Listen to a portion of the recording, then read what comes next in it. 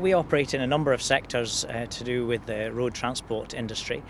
Primarily our site here services the needs of road transport drivers and everything connected with road transport. We have a cafe, truck wash, parking facilities and maintenance facilities.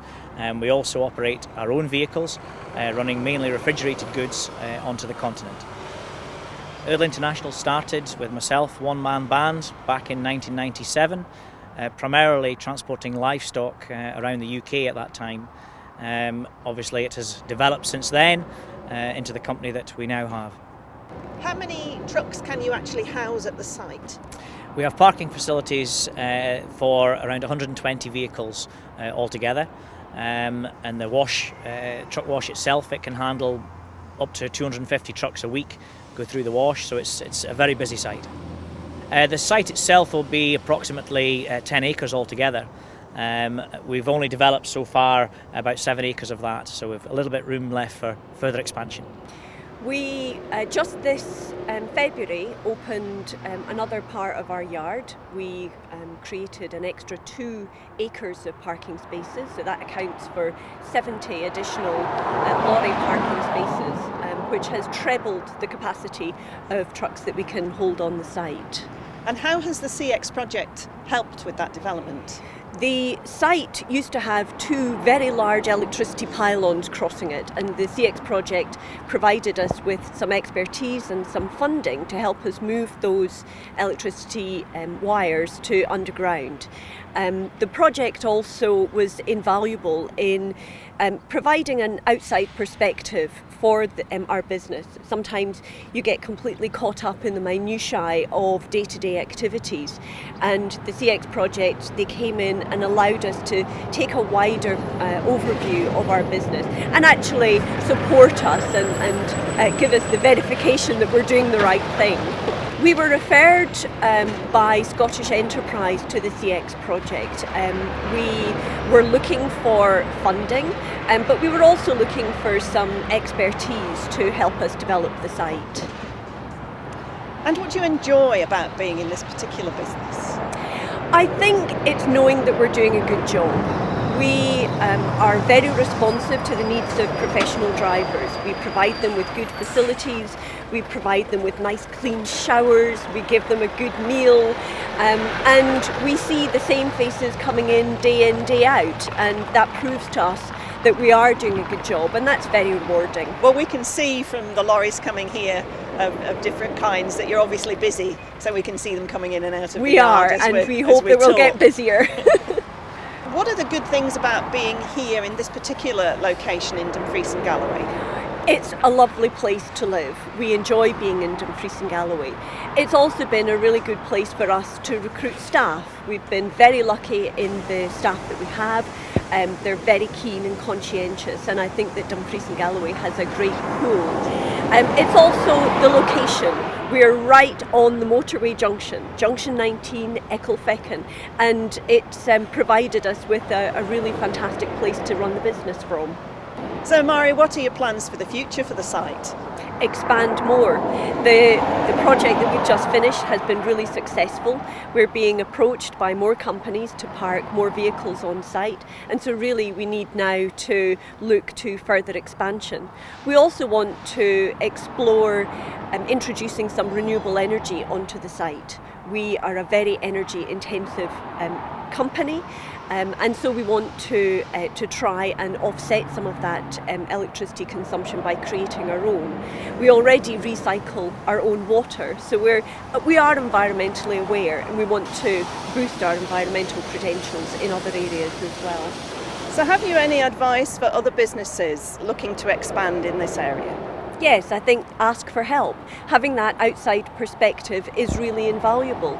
Certainly having the CX project involved, they made us really examine our business.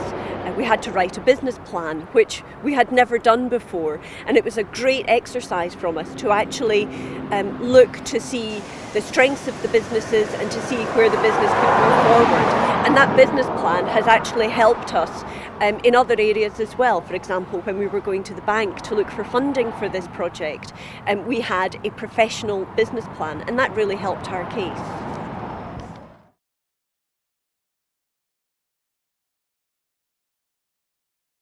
Scottish Cup, Berwick Rangers on Saturday. Are you looking forward to it? Yeah, we start this weekend in the long road to Hampden, as they say, in the Scottish Cup campaign. But as I said in my programme notes there, I think it's things dreams are made of. As young players growing up, we always want to maybe lift that cup in a cup final, represent your favourite club. But reality kicks in and says that for any clubs at our level, we start a lot earlier than other clubs do as well. So. But we now face a very difficult tie and a difficult road ahead. But we always know what the bread and butter is. It's the league campaign, but it's a nice distraction for the league. But unfortunately or fortunately, whatever way you look at it, we've drawn a team for the same division. So as much as we'll know each other about Berwick and we'll know their strengths, weaknesses, they'll know us, and that some people like to get a team that they don't normally play. But it is what it is. We're at home, and if we harbour any ambitions to progress, then we know what we'll need to do on Saturday. It's always tricky ties at this stage, and as much as we harbour ambitions to try and get a wee cup run, because we know the many benefits that can bring financially to a club, but we always find it difficult. But at the end of the day, it's a competition. It's a national cup competition. We want to do well in it. As I said, we've got a mental attitude here. We've never entered a competition to be second. So we'll go all out to try and win the game and try and progress as far as we can. The most important thing is that the players continue to do what they've been doing. Alan's just informed me there that it's the first time for the home tie for long enough as well. So it's good to get a home tie. It's good for the fans, and albeit against a team in their own division, a very good team at that. It'll be a tough tie. Obviously, we've played Berwick Rangers before. What have you learnt from that? Well, I think is again the most important thing you realise is that it doesn't matter about previous games and encounters. When you come into the cup tie, then it's a one-off game and you've absolutely nothing to lose. And if you want to progress, you've got to go all out and win. Sometimes some teams will come and sit in and get, if it's a league game, then maybe a point's good enough and people deserve that. But you get nothing for a draw in a cup tie. It's all win or bust, and that's what adds a different edge to the game. So we'll be going all out to win, as we always do, and the players will be well warned. It's not about previous encounters. We did well earlier in the season there. We went down to Berwick and did well in a very comfortable 2-0 victory. But be rest assured it'll be a much different game this Saturday.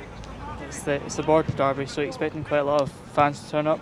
It would be nice. And again, it's a Scottish Cup, and I just think it's a fabulous competition, and we're doing quite well in the league as well. So I'm hoping that the home fans come out and support us. We can't control what the away team brings to us, but we know the importance of our own fans at home. And when things are tough and they're quite vocal, then they do add a bit of encouragement to the players. So I'm hoping just for a good game, we go about our business properly. But we can't kid ourselves on. We want to be in the third round draw next week. Finally, what's the team like? Is there any injuries? Yeah, Stephen Black and Peter Watson will both miss out, definitely. But Stephen Swinglehurst returns after a bout of illness. Stephen missed last Saturday through illness, Stephen Black through injury. And then we lost Peter Watson as well after 20 minutes. So what pleased me most about last week was that the players stepped up, that we brought in, and it just shows a wee bit of strength and depth to the squad. And the quality was there as well. And I thought with a complete new defensive unit, we still defended very, very well and looked quite comfortable at times. So really pleasing. But we know we've got the quality in the squad. But regardless of who steps on that park on Saturday, the 11 players who are given that responsibility know exactly what we expected of them. Yeah, around 2 o'clock today we got a call to a serious incident at Dalton Pottery. Obviously Dalton.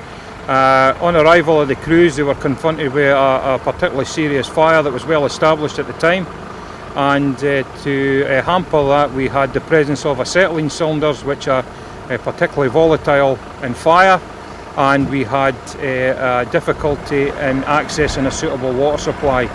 The firefighting operations have been hampered not only with a limited supply of water, but with strong winds and the presence of acetylene cylinders. There was one gentleman who has been taken to hospital suffering smoke inhalation, but I don't have an update as to his condition at this time. And what's the current situation now? The current situation is that we are still maintaining firefighter operations to get the fire put out, and then we will then start to apply cooling water onto the acetylene cylinders to make sure that they're not going to pose any additional problems, and then we'll go through a dampening down and process to ensure that the fire doesn't reignite. And how long do you think you'll be here?